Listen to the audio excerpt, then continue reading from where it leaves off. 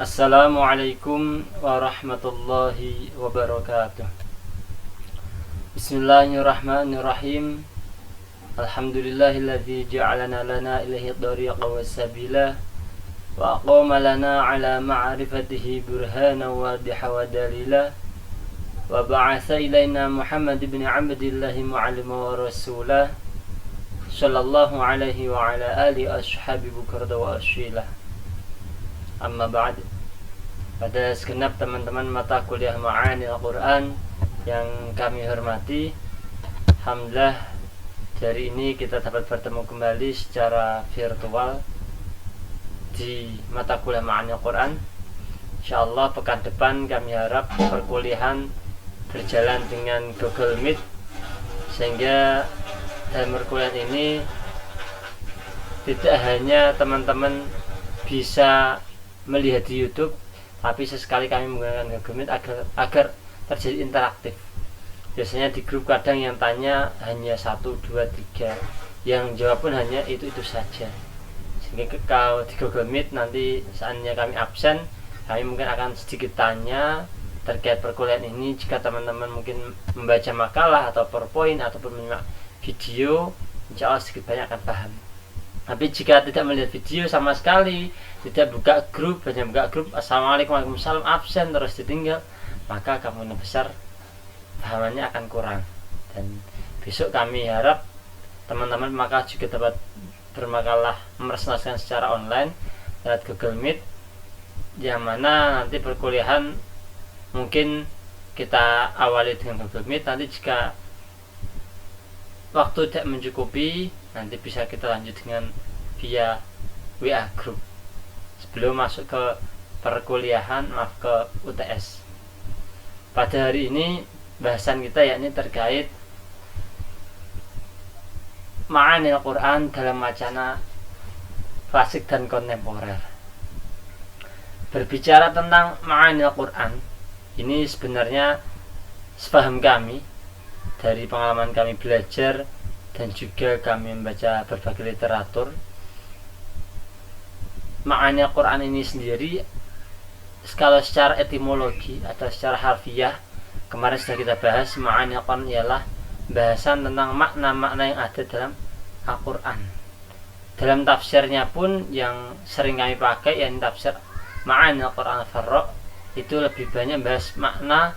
Lalu lafaz itu sendiri dari segi qiraat bagaimana, dari segi hadis bagaimana, dan juga dari segi orang Arab bagaimana. Sehingga tidak sedikit kita temukan nadum-nadum atau syair-syair dalam kitab Ma'ani Al-Quran. Itu yang terkait Ma'ani Al-Quran. Lalu tafsir Quran, fassara yufassiru tafsiran, yakni sebuah pendekatan atau cara untuk memahami Al-Quran. Kita nggak hanya bisa dengan baca Al-Quran kita paham, tapi kita perlu alat bantu, yakni tafsir, yakni yang menjelaskan lafaz-lafaz Al-Quran. Dan tafsir itu sendiri kalau kita amati secara bahasa itu yakni menjelaskan, sehingga lafaz tafsir bisa menjelaskannya tergantung kemampuan ataupun keilmuan dari mufassir.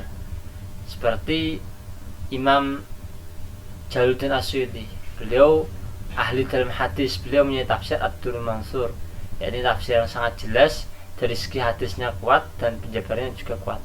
Akan tapi beliau juga menyusun tafsir yang ringkas untuk mudah dipahami, yakni tafsir Jalalain bersama Syekh Jalaluddin Al-Mahalli. Ada juga seorang yang ahli dari segi ulumul lughah, Syekh Zamakhsyari, beliau menulis tafsir Al-Kasyaf karena beliau sangat pintar dalam segi alim, dalam segi ulumul lughah, ulumul arabiyah, sehingga tafsirnya, sastranya juga benar sangat tinggi. Di tafsir itu biasanya bahasanya lebih kompleks, jauh lebih luas daripada Ma'ani Al-Quran. Itu bahasanya agak ringkas, langsung pada poin-poinnya. Ini mungkin yang biasanya dijadikan mahasiswa pertanyaan, bedanya apa Ma'ani Al-Quran dan tafsir Quran? Kalau tafsir Quran itu yakni lebih luas pembahasannya, tergantung bagaimana mufassirnya. Ma'ani Al-Quran itu bahasanya lebih ringkas, walaupun ada juga tafsir yang ringkas, tapi tafsir itu biasanya secara umum banyak yang sangat tebal berjilid-jilid, contoh tafsir yang bahasa Indonesia, tafsir Prof. Quraish Shihab. Lalu kalau Ma'ani Al-Quran itu yang ada kitab yang berjudul Ma'ani Al-Quran itu lebih ringkas, dan itu pun bahasanya ialah langsung pada poin-poinnya. Yang kedua terkait perbedaan dan persamaan Ma'ani Al-Quran, yakni antara lain pendapat yang kedua ini, tafsir Al-Quran pada era terdahulu awalnya itu tidak dinamai dengan tafsir Al-Quran, tapi justru dimaknai dengan atau dinamai dengan Ma'ani Al-Quran. Jadi ini problem penamaan aja. Ini pendapat kedua ketika kami pernah berdiskusi dengan guru kami. Ma'ani Al-Quran itu justru nama-nama tafsir awal tidak dinamai dengan tafsir Al-Quran, tapi dengan Ma'ani Al-Quran. Dan lanjut pada tema kali ini, yakni Ma'ani Al-Quran dalam wacana tas kontemporer dan klasik. Ini kita diskusi bareng. Jika saya ada salah nanti bisa di komen di grup, tidak apa-apa, kita diskusi. Jadi saya di sini juga belajar, saling melengkapi. Ma'ani Al-Quran dalam wacana klasik, kalau kita baca contoh dalam kitab Ma'ani Al-Quran karya Imam Al-Farra, itu bahasanya maknanya itu lebih pada tekstual. Maksudnya karena perkembangan pada zaman dahulu itu masih banyak kesamaan dengan zaman-zaman Nabi, teknologi tidak semaju sekarang, dan pemikiran juga masih sangat murni, maka Ma'ani Al-Quran pada era-era dulu, kitab Ma'ani Al-Quran pada era dulu itu lebih banyak recommendednya atau referensinya dari hadis. Saya ambil contoh dalam kitab Ma'ani Al-Quran karya Al-Farra halaman 416 di surah Al-Anfal ada ayat wa'iddu lahum mastata'tum min quwwati wa min ribatil khayli turhibuna bi aduwallahi aduwakum akharina min dunihim. Yang kami ambil contoh yakni lafaz min quwwah. Dan lafaz min quwwah ini ditulis di di kitab Ma'ani Al-Quran karya Al-Farra. Haddatsana Muhammad qala haddatsana Al-Farra qala haddatsana Ibnu Abi Yahya rafa'ahu ila Nabi sallallahu alaihi wasallam annahu qala al-quwwah ya ar-ramyu. Yani yang dimaksud kekuatan wa'iddu lahum mastata'tum min quwwah. Lafaz min quwwah ini dalam wacana klasik artinya kekuatan yakni ar-ramyu. Ini kalau kita maknai kekuatan itu didasarkan pada lemparan. Jadi ini ramyu di sini kalau secara tekstualnya lemparan, atau dalam era terdahulu yakni kekuatan itu ada yang namanya tank dan sebagainya. Lafaznya ya ar-ramyu, lemparan. Ini secara tekstual. Tapi dalam makna-makna sekarang, orang kalau sedang berperang itu makanya apa?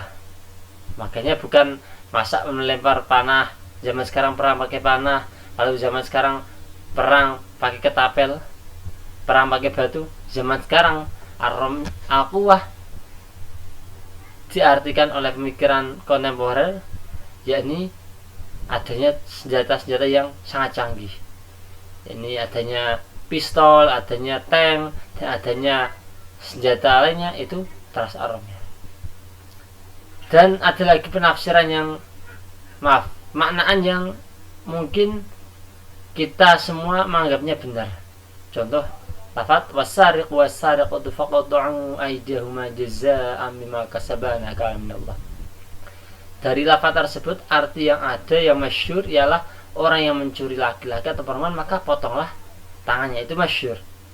Tapi dalam maknaan sekarang, terlebih kalau kita kaitkan dengan pemikiran-pemikiran yang kontemporer dari luar, itu tidak harus dipotong tangan. Ini efeknya yang efek jera. Sehingga ini salah satu pemikiran yang mana dan tanda kutip perlu kita kaji. Kita kaji sebagai sivitas akademika prodi IKT, maka ini adalah salah satu tantangan kita untuk belajarnya lebih dalam. Dan dalam rukun hari ini, semoga video ini tidak hanya menjadi tontonan, nanti kita diskusikan lagi dalam chat di WA group. Ini sedikit tambahan dari kami. Kurang lebihnya mohon maaf. Assalamualaikum warahmatullahi wabarakatuh.